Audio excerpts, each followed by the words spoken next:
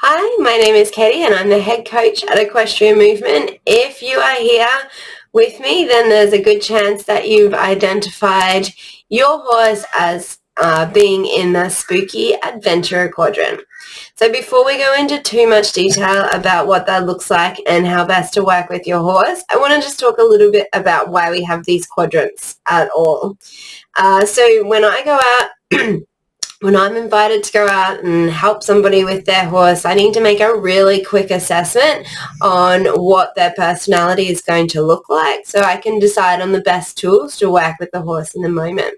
So being able to understand how reactive they are, how sensitive they are, how stubborn or ignorant they are, where they are in the scale of kind of personality types within our horses.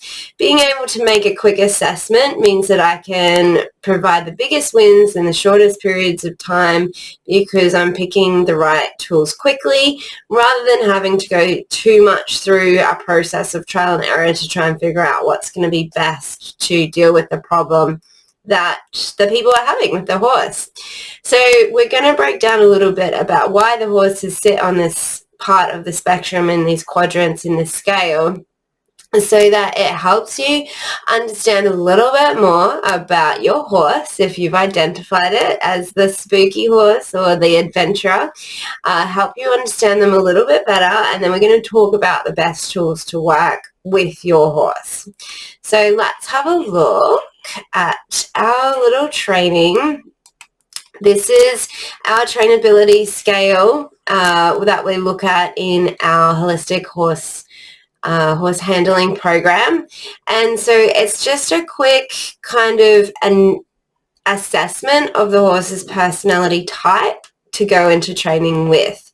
So this is not a label to give our horses. Quite often they will move between the different quadrants, age, maturity, experience, things that have happened to them, the perception of the trainer.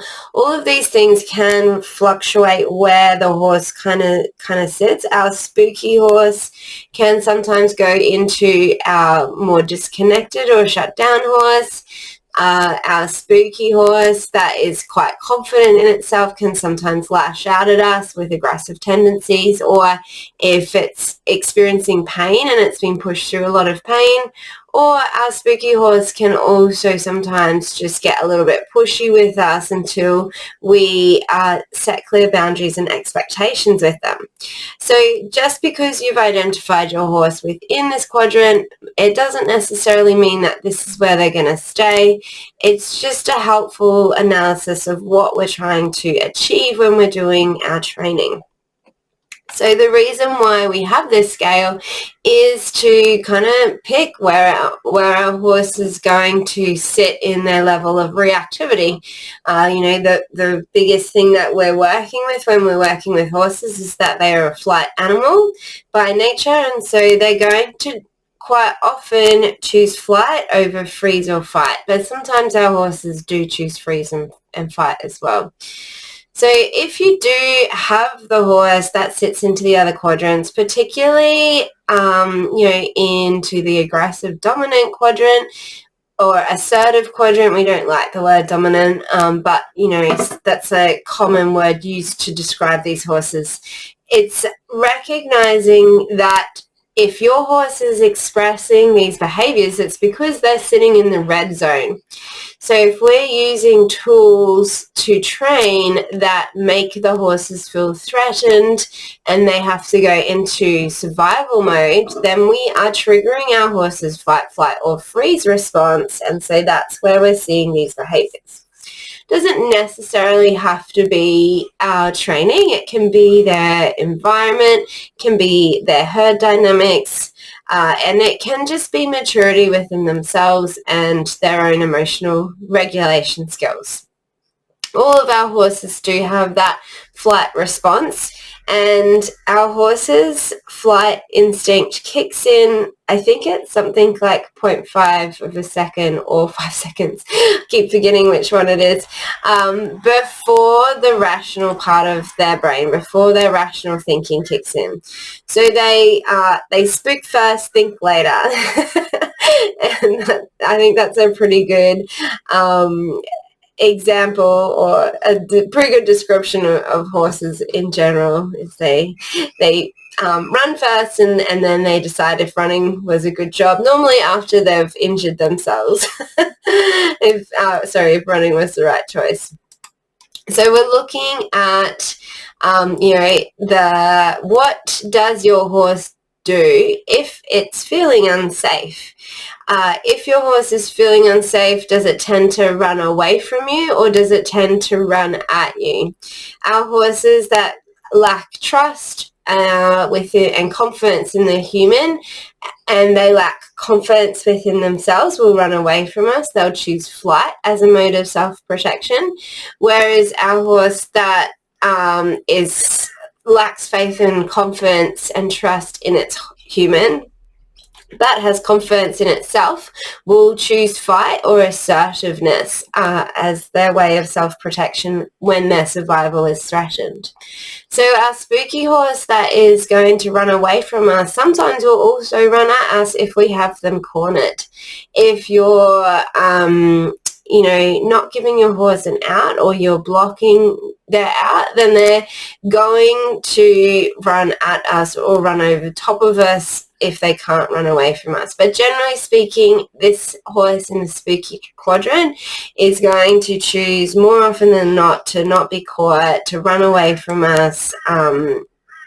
And it takes quite a lot to get that relaxation in them and to get that trust and confidence. But really, when we have that, they really relinquish, kind of their control over their environment. These horses really thrive on being told what to do, as long as they're confident and that you're making good choices for them, as long as we're incorporating psychological safety in our training. We're going to go into that a little bit later. So the first thing is to decide if your horse is scared of you in particular, if they're going to run away from you or if they're going to run at you. You can have we can think about that in their environment as well. If they've got something in their environment that they're scared of, are they going to tail in the air, head in the air, prance away, or spook away, or are they going to run at it? That's a pretty good indication that your horse is going to sit in this quadrant here, in our spooky quadrant. So what we're trying to do is we're trying to take away that feeling of survival mode and feeling threatened, and we're trying to bring them into the center here with calm and confident.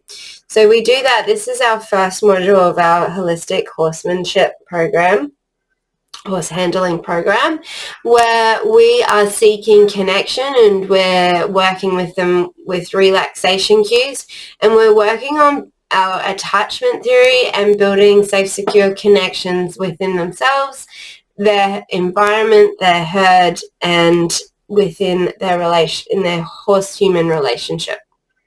So if we start our horses here in calm and confident, and then we train from there, then we can start to see when the tension builds, because we know what relaxation looks like. Quite often, our horse that sits in this spooky quadrant is always just a little bit highly strung, and we never actually do see them relaxed. So working on our connection, working on having our horse feel safe to relax around us, working on having our horse feel safe to relax in general, and being able to bring themselves into deeper states of relaxation, we can start to see the more subtle cues of tension building in our horse. And then we also have a cue to communicate to our horse, it's okay, it's safe for you to relax, I've got you. So, as much as I can say, is like, it can be a little bit difficult initially with our spooky horse to bring them down into that state of relaxation. Once they trust us and they're confident in us, they're a lot happier to come back into that state of relaxation when invited. And that's what we're doing with them, is we're saying it's safe, you're safe, we're safe, you can relax, I've got you. So the other thing that we're looking at is our level of responsivity to our aids. So the horses that sit in this spooky quadrant can tend to be a little bit of people pleasers, and so they're going to answer before we ask. So if we're queuing, they're going to anticipate the ask quite a lot. They're going to do things without being told. They're going to respond before we've applied the cue. We see a lot of anticipation, but then they also get bored in training as well. So if we're working on a specific skill, we quite often have to just make it a little bit more challenging or a little bit more complicated for them, just to keep their brain engaged. An example of this is one of our first connection exercises is to walk when I walk, stop when I stop, back when I back. And doing this with the spooky horses, you'll do it once and they'll be like, yep, got it, what's next? And they'll get bored on the repetition. So they can miss the finer details of why we're doing this work. So, for example, doing this when I was breaking in a young flighty Arab mare filly at the time, she was, okay, what's next? Okay, what's next? Okay, what's next? When we were working on our in-hand exercises. So this is always like, this is her temperament. She's always going to be like this. It's just showing her how best to deal with that experience and with that emotion. So when we do our in-hand work with establishing our expectations for how to be led and that quality of connection in leading, we just put some cones out for her to target as well. So it just increased the complexity and the challenge of the in-hand work by focusing her brain on also targeting the cones as we were doing our training on the quality of in-hand leading. So you might see this with your horse if they work better if you put poles out or little jumps, or you're doing obstacles, or if you're hacking out different situations where you're just engaging their interest in the exercise rather than drilling and repeating the same exercise. Our horse that sits more into maybe the ignorant quadrant up here, they like the repetition because it takes them a while to get it, so it helps them understand what's expected of them. Our horse down in this spooky section is like, once they've done it once, they think that they know everything, and they don't like to do that repetition, and so they can even get reactive there because they're getting bored and they want something more challenging. So when we put those two together, we've got, their level of general reactivity, which I feel has a lot to do with the breed. So we tend to have more of our Arabs and our thoroughbreds up in this highly reactive end. And it's a bit of a sliding scale down to like our big draft horses or our Clydes. Some of our Percherons are a bit more closer to the middle. So it's being able to see, on that sliding scale where your horse sits on their level of reactivity, and then in their responsivity. So our horses that sit more up here, they don't really then they're not really people pleasing. They're not trying to guess the answer and give you behaviors. They're not trying to do as much. They're like trying to do as little work as possible, really. Whereas our horses down in this spooky end can be trying to give. And it's, if we take advantage of their giving, then we kind of end up flipping them over into giving too much and getting themselves bent out of shape because of that. So our horses that are in this spooky quadrant, what our traditional training tools don't work very well on them, and they tend to be labelled as dangerous horses that are too crazy for them to be safe. And so, you know, this horse is, if you think about the common comments that we get about what to do with a horse that's spooking, it's move their feet, lunge them until they're tired, you know, make them run. So there's there's multiple things going on here. This, if you've got your horse that's truly in this spooky quadrant, they will go until they collapse. So if you're trying to get them to, you know, work because they're too spooky and you're trying to lunge them to lunge the excess energy out or the spookiness out of them, they won't actually lunge out of it. They'll flip over into more of an adrenaline state, and then they will go in that adrenaline state until they collapse. So this is why it's so important that we have this emotional agility to, when we see them starting to hold tension, to come back down into a state of relaxation and bring them back up from there. This same horse, if we use desensitization, it's not actually teaching them how to deal with their fear. It's just telling them that if they're scared, don't move. So if we're using our desensitization tactics, we're saying, if you're scared, don't move. But then we're also saying, if you're being spooky, move your feet. So we're not showing them how to actually deal with their fear, which is where we want to do a lot of our confidence through curiosity work to build our emotional agility into our horse, so that they know what to do with fear. If I'm scared, I get curious, and I build I build confidence through curiosity. So you'll see a horse that sits into this spooky quadrant, given the skills to know to investigate the thing that they're scared of, they start to become really confident, because now they're choosing curiosity over being scared. They're choosing to investigate the thing that they're scared of. They're being given a skill to deal with their fear, rather than just don't move if you're scared, because then we get into flooding territory where they become overstimulated and overwhelmed, and then they can, you know, end up either in like our learnt helplessness or our shutdown, or, you know, other quadrants, but or they just end up like unable to. Looking at our spooky horse and we're saying move their feet, lunge them till they're tired. You know, this horse is going to collapse from fatigue before it relaxes.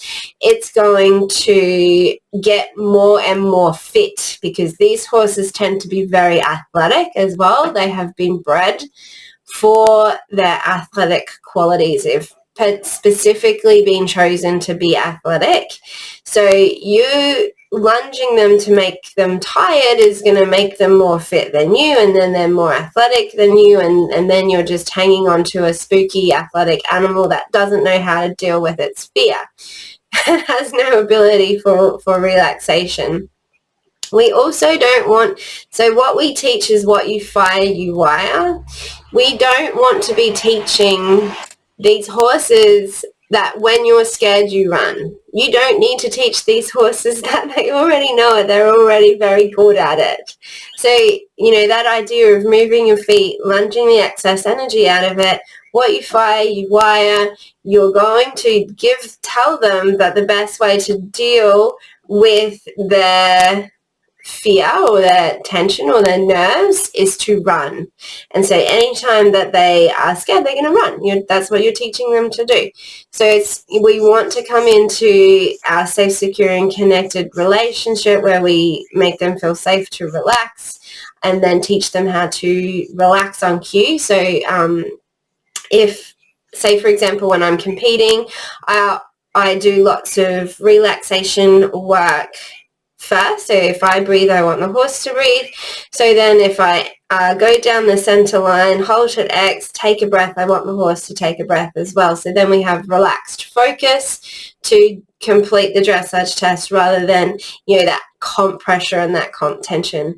And this also works for, you know, when I'm breaking the Arabs in, and they are silly, right? They do go into flight mode, and they do make dangerous decisions when they're in flight mode.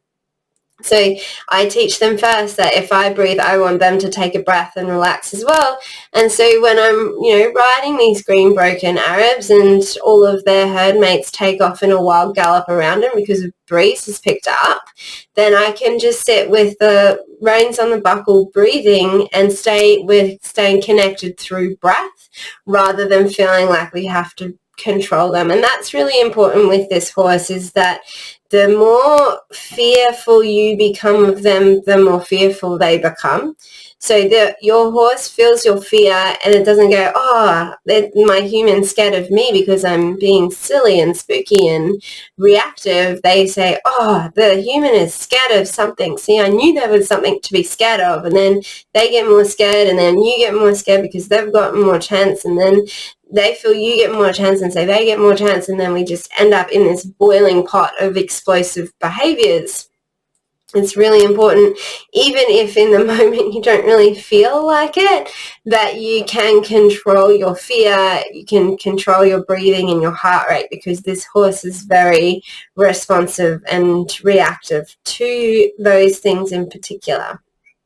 So we're trying not to teach them that to deal with the fear they run.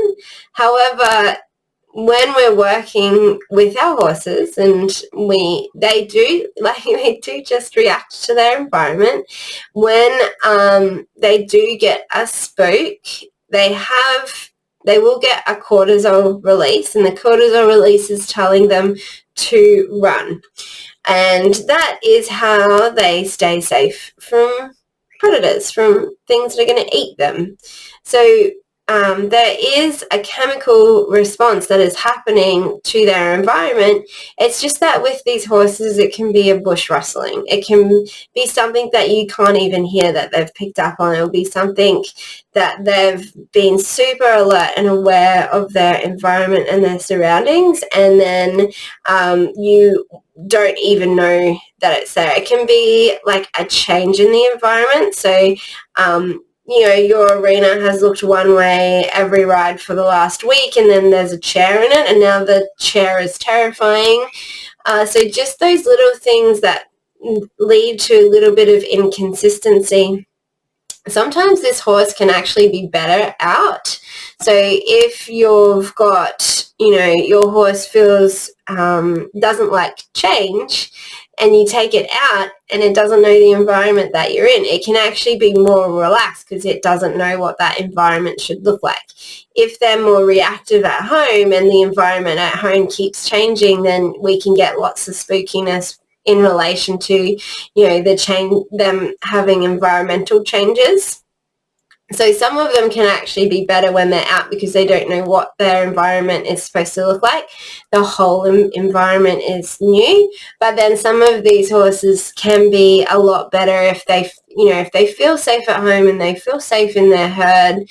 And taking them away from that can really put them into that survival mode, so they can be worse when they're out. But really all we're looking at doing is giving them the skills to deal with their fear, so that they choose curiosity and confidence over flightiness and spookiness. It's absolutely doable. We have a video training on this with a particularly spooky horse being so scared of its new sister, Ella the pig, that its owner was too scared to work with it. So we've got this actually in a video with our confidence through curiosity, introducing Phoenix to Ella the pig. We've also got the video, this is on our YouTube channel, with one of the young Arab mares that I was breaking in, with taking her out on in-hand adventures as a way of building a little bit stronger relationship and connection, to have a little bit more acceptance of the actual backing process. So just building that relationship and the connection a little bit stronger, so that she can just relax with me and what I'm doing to her a little bit more, just to build up a little bit higher tolerance and threshold to the things that I wanted to do with her, so that she was a safe horse for the owner to ride. when I'm working with these horses, I really prefer them to not know that having a full meltdown is an option, that having a bucking outburst because the saddle is uncomfortable is an option, because it's so much harder to train the behaviors out once they're in than it is to just show them that it's not an option in the first place. And the way to show them that it's not an option in the first place is to not get them close to threshold in the first place where they can't. So a horse that can't control its emotions can't control its behaviors.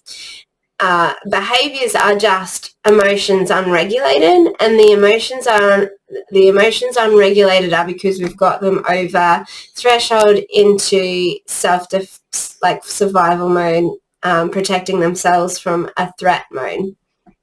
So we don't want to do that in our training. If we can make our horse feel safe, if we can make them feel safe to relax, and then we're highly intentional and strategic in our training so that we're building psychological safety into each training scenario and each training environment, then we're going to keep our horses under threshold, so we're not going to be wiring in these big dangerous behaviors.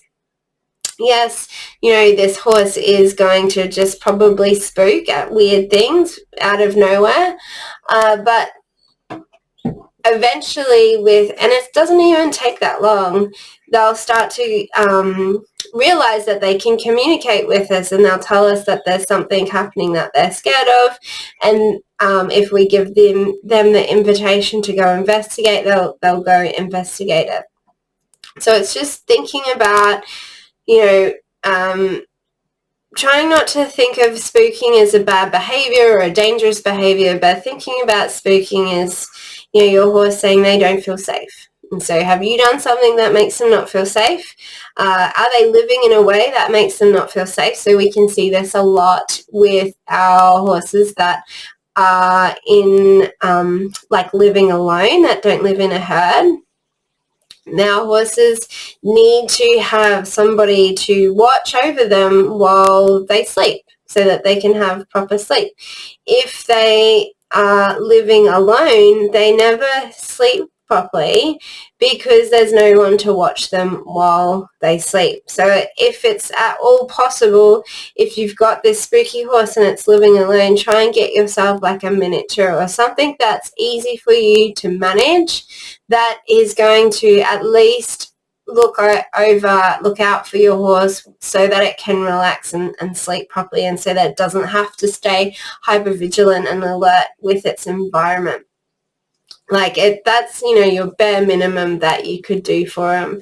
It is potentially looking at, is there an adjustment facility that you could paddock them in a herd so that they can have that full social dynamic interaction. And that's another thing in and of itself, is that our horses are social animals, and so if they are feeling a certain way about social interaction and dynamics, and they don't have any other horses to play that out on, it gets played out on us. So horses playing with horses, they are big behaviors. They're big playful behaviors: rearing, striking, running around silly, running, hot lapping. So if they don't have another horse that they can fully express and finish that emotion with, and finish that, it's a chemical messenger within their body that tells them that social integration is basically it's a requirement for survival for these horses. So if they don't have the other horses for these emotions to complete themselves, they're going to try and complete those emotions on you, and it's going to be dysregulated because we can't allow them to behave like that around us because they're dangerous. So we're setting these boundaries and things with our horse to say, you can't rear, you can't run away, you can't run around silly, you can't buck, you can't do all of these things that are natural to you if you are in a herd with other horses. You can't do those things with me, but we're not giving you the opportunity to do it with anything else. And so that's why we're going to see a lot of emotional dysregulation and behavior problems, because, it's like if if I were to like, you know, isolate you and say you're not allowed to talk to anybody else, and then you have to try and figure out how to keep yourself happy. We're not very good at it. The horses aren't very good at it either. We're not supposed to be like lone species. We're supposed to be social species. So it's important, you know, that you really, if this is you, like, really have a think about it and how you can help your horse in that moment.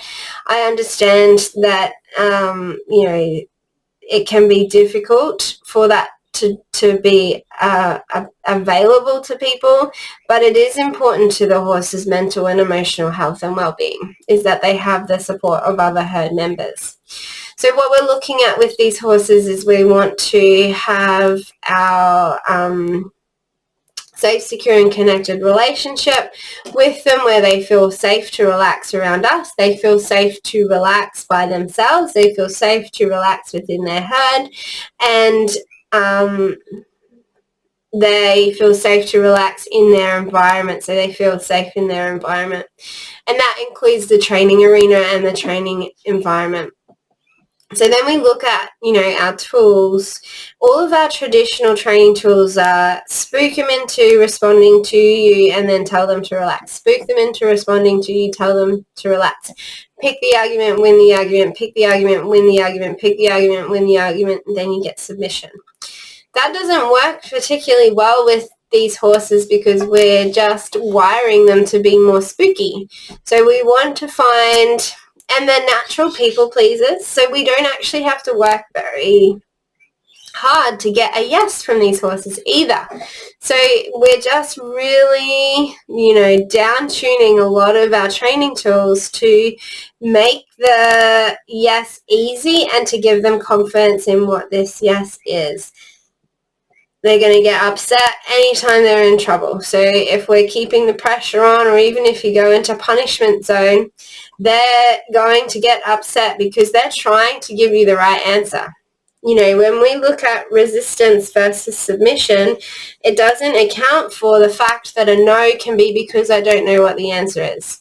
No can be because I don't know how to do it. No can be because I'm in an immense amount of pain that I can't communicate to you.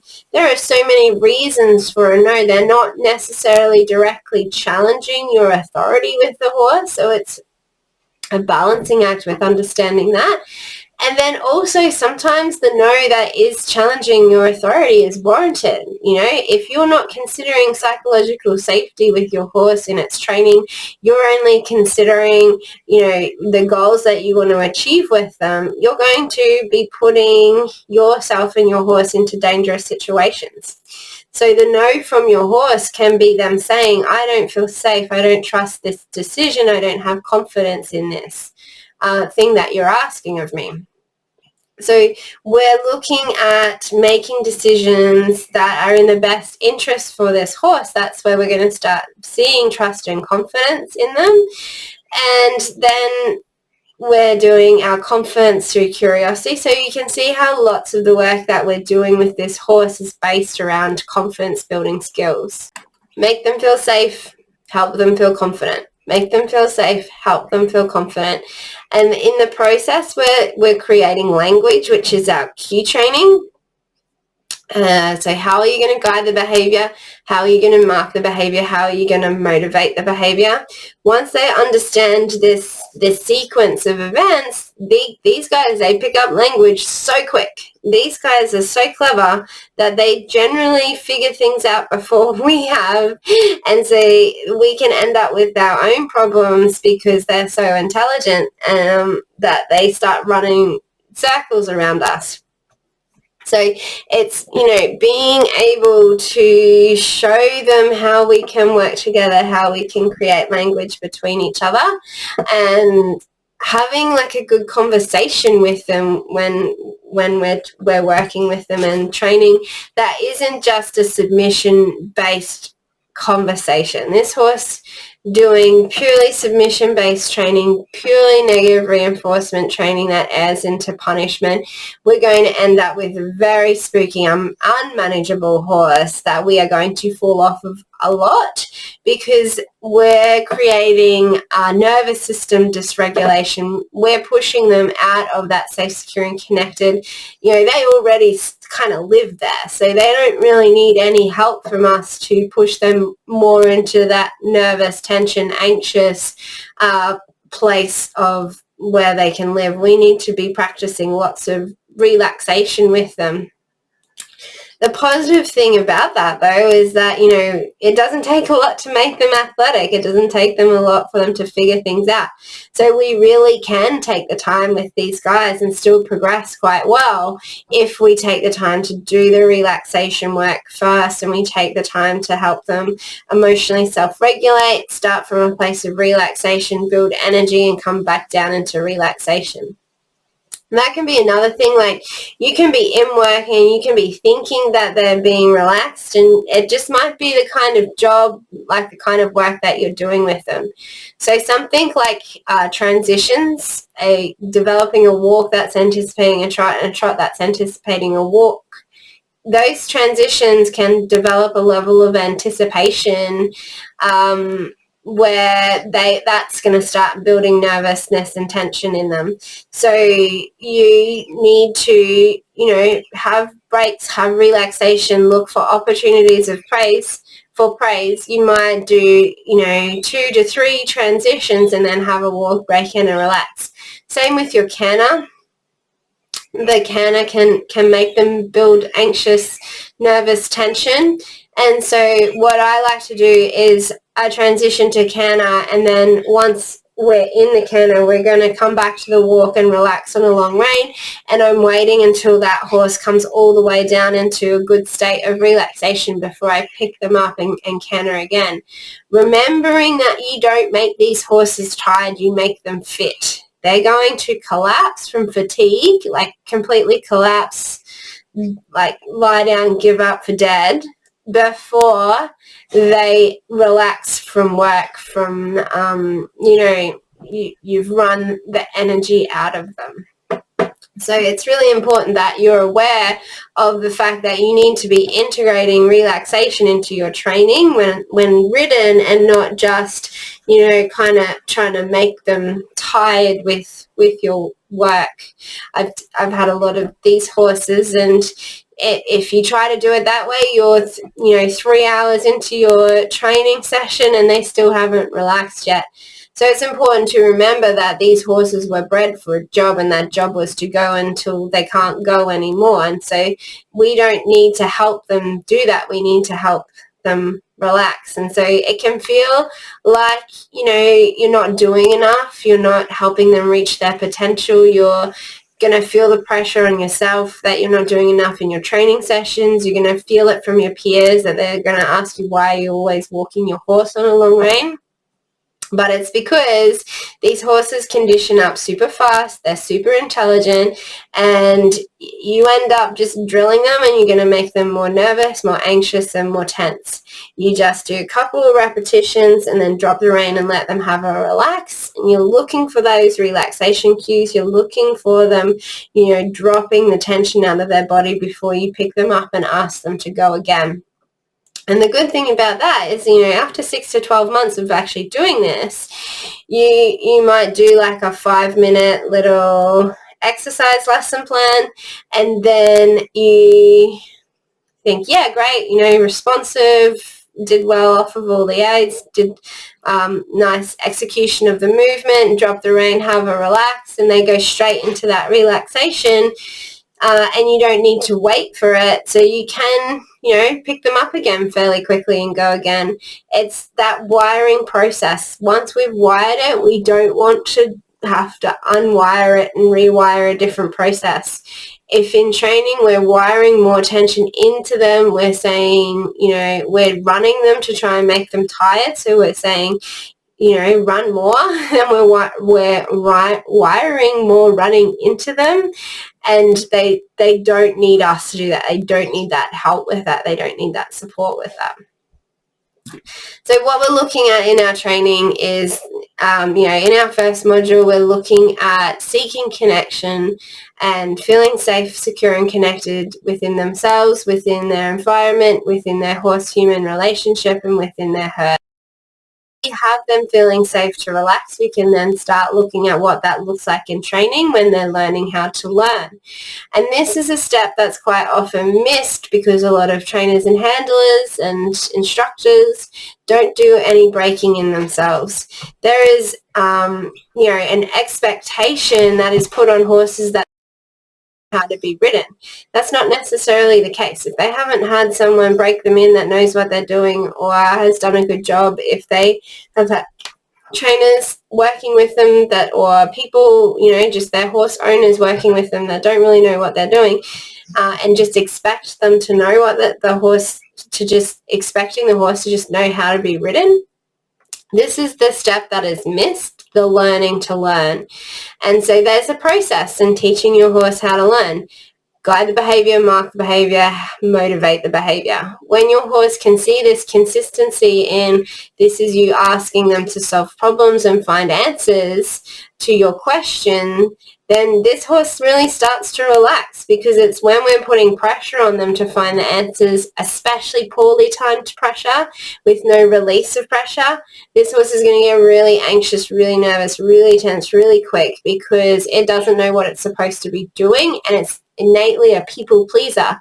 So if you're not telling this horse that they're doing a good job, if you're not looking for opportunities to praise them, they're going to get themselves tightly wound purely because they think they're not doing a good enough job. They don't think they're doing a good job until you're praising them. You're actively telling them that they're doing a good job, which is hard for us as the riders, is because we have so much pressure on ourselves, and we're pushing ourselves harder. We kind of transfer that into the horse. It's if you're not going to praise your horse if you don't think you're doing a good enough job. You're not going to praise your horse if you don't think you're good enough for your horse. And so we're going to create this confirmation bias that we aren't good enough and we're not good enough for this horse because we're not telling this horse that they're doing a good enough job. So it's really important, but with all horses, no matter what quadrant that they fall into, but particularly with this horse, that we give lots of praise and we really tell them that they're doing a good job, and we really leave our own baggage at the door and try not to get too bent out of shape and caught up in the notion that we're not good enough, that our horse needs a better rider, our horse needs a better trainer. Those kinds of feelings transfer into this horse. This horse is very sensitive to everything that we feel and everything that we think, and they take it onto themselves as their own. So we're going to help them learn how to learn. So seeking that process of guide the behavior, mark the behavior, how are you going to motivate that behavior? And then we then have a language with this horse that we can. And so the tools that we're going to use are just, in each situation that you're in with your horse, how can you guide this behavior whilst providing psychological safety? How can you tell your horse that they're doing a good job whilst you're providing psychological safety? So what this means, what this looks like, is that if your horse tries and it gets the answer wrong, they're not in trouble, they don't get punished. You go, thanks for the effort, not the right answer, can we try again? But even then, if you've done a handful of asks and you can see them getting tightly wound and stressed, they still haven't given you the right answer, we're not going to keep pushing the point. We're going to say, okay, my horse is struggling to find the answer. It's telling me this because it's just getting more and more tense. Your horse cannot problem solve if it is in survival mode. It is in a reactive mode. It's not going to think outside the box. It's not going to think laterally. So it's up to you that's putting it under this pressure, that's putting it in this training environment to think laterally and to think, how can I make this horse understand what I want better? How can I make this easier for my horse? How can I make the answer achievable? So when you're getting a little bit stuck on a training problem, pushing harder, putting more pressure on is just going to make this horse more and more spooky and reactive, and then you just, you have to hang on to them being spooky and reactive then. It's okay if things aren't going well to take a step back, take a moment and reflect. You can even, put your horse away in the barn if required and say, this isn't working. How can I help my horse understand this? How can I get it to work?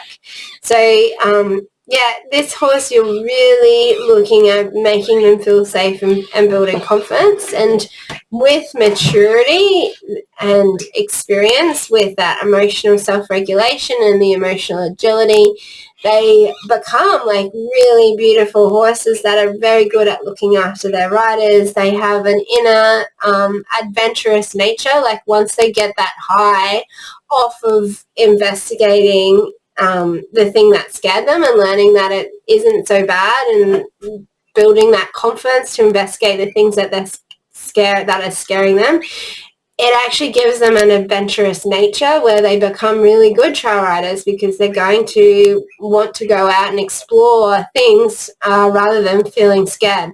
Whereas if we do our desensitization and we shut them down and we don't teach them how to deal with their fear and process it, and we don't give them the skills to manage that fear, then we're going to end up with them not wanting to leave the property because they're just so scared of everything out there, the big bad world and what's going to eat them.